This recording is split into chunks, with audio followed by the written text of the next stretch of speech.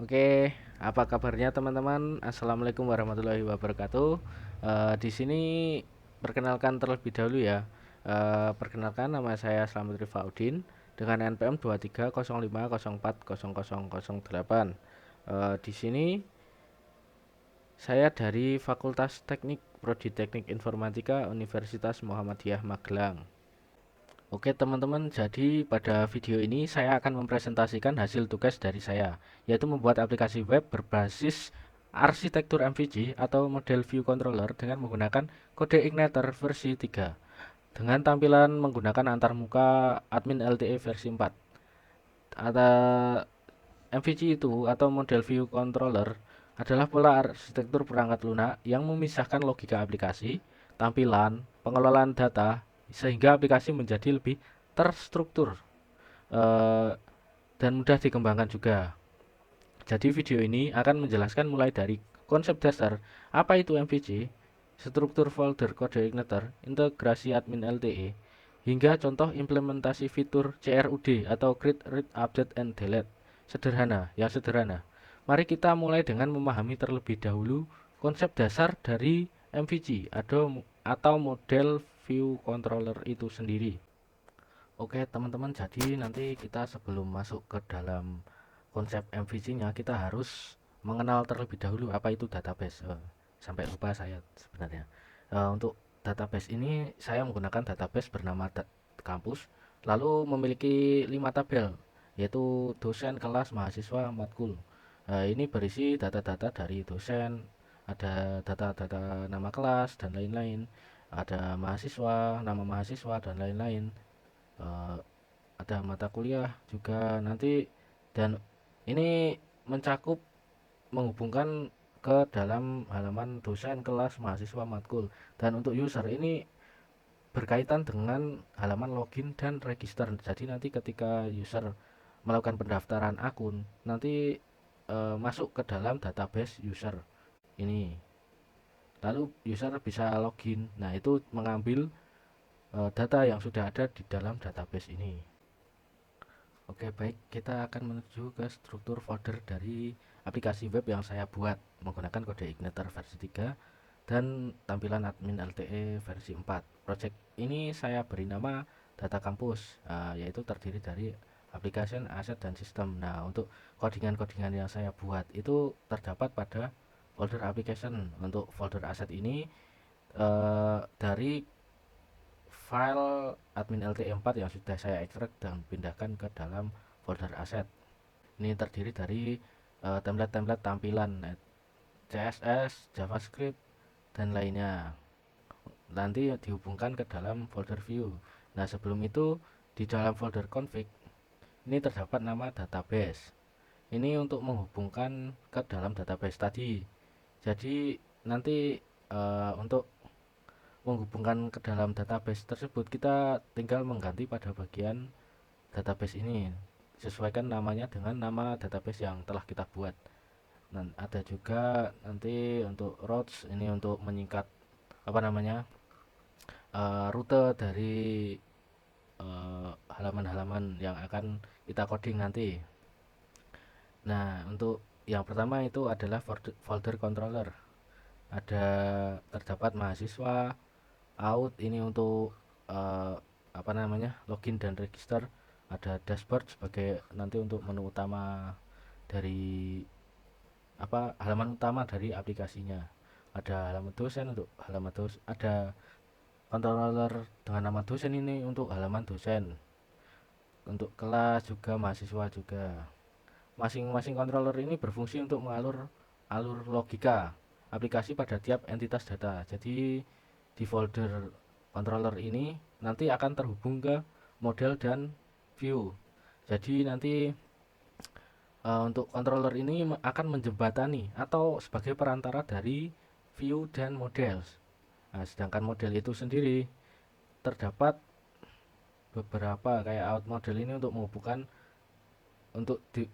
jadi controller out itu menghubungkan out model, dan nanti pada bagian views out ini akan menghubungkan dengan tampilan login dan registernya.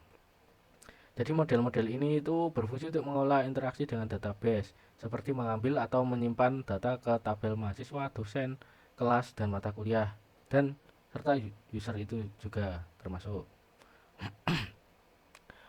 Kemudian kita menuju ke halaman views. Pada halaman view ini kita berisi tampilan-tampilan yang nanti akan dihubungkan ke dalam folder aset.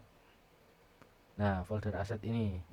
Jadi nanti untuk tampilannya itu biar tidak terlalu kaku, kita percantik dengan admin LTE versi 4. Nah, ini untuk mengakses dari tampilan biasa ke tampilan apa terdapat bootstrap dan lain-lain.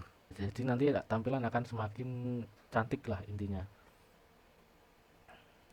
Nah, untuk folder dosen, kelas, mahasiswa, dan matkul ini masing-masing memiliki create, edit, index itu. Nah, nanti untuk folder index ini sebagai halaman utama dari misalkan halaman matkul, ya indeks ini sebagai halaman utama dari matkul. Untuk edit ini untuk mengedit data. Jadi nanti buat create CRUD-nya itu pada di edit, ada di edit ini untuk create, read, update, and delete-nya. Untuk create-nya ini untuk menambahkan data, misal mata kuliah kita menambahkan dari apa, misalkan kita menambahkan data ke dalam database dari mata kuliah. Nah, jadi nanti kita menginput data, nanti eh, controller akan sebagai perantara dari models dan view-nya ini. Dan jadi nanti di tampilan akan dihubungkan ke dalam controller, lalu akan dihubungkan lagi ke models, dan models ini akan menghubungkan koneksi ke dalam database. Nah, kemudian untuk folder config ini juga sangat penting. Jadi nanti untuk mengatur konfigurasi konfigurasi dasar dari aplikasi ini, seperti koneksi database tadi, mana ini untuk database dan lain-lain.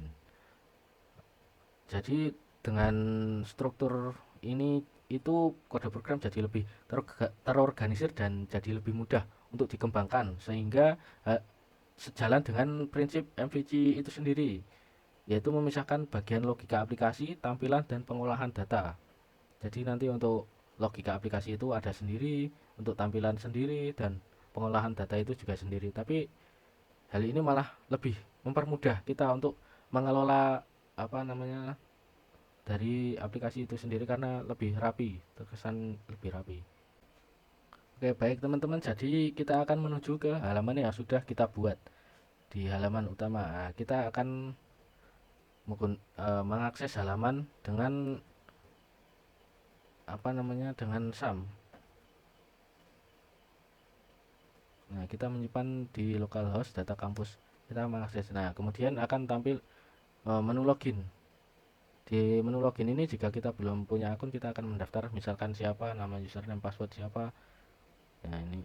Nah, jika kita sudah punya akun, kita bisa login terlebih dahulu. Oke, kita akan login.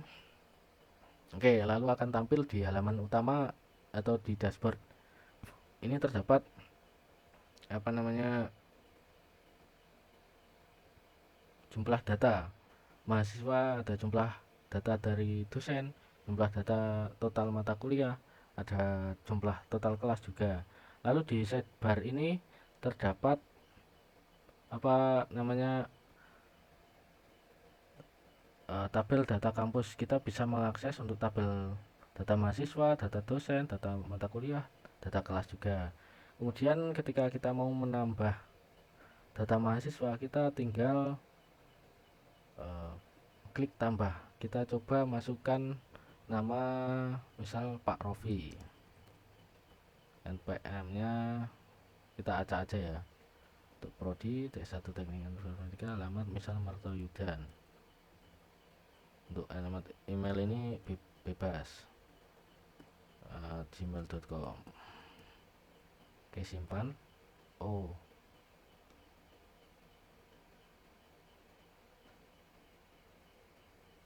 oh ya, jadi untuk NPM-nya itu sudah ada yang mengisi. Jadi kita misalkan ganti NPM.